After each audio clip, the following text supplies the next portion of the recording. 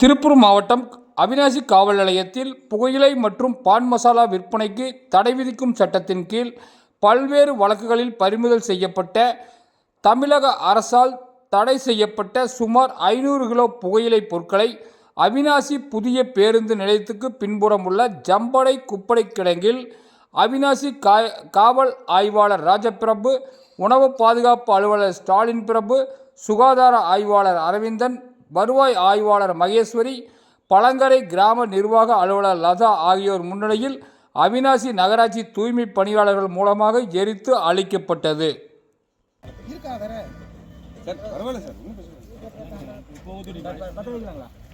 ஊத்தி விடுங்க.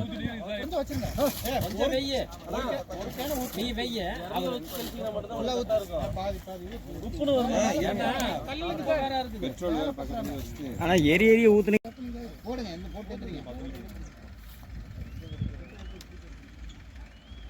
கைக்கு வரும்.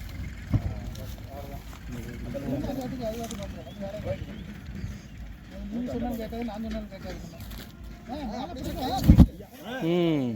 பார்த்து விளையாடாதீங்கண்ணா.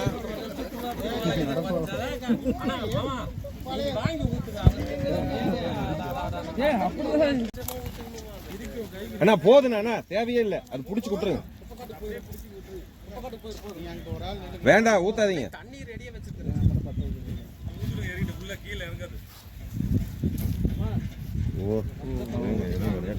அந்த பக்கம் வேண்டாம்,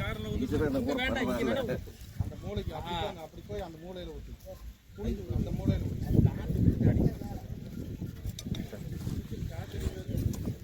கை கேரி பார்த்து ஜாக்கிரதையா.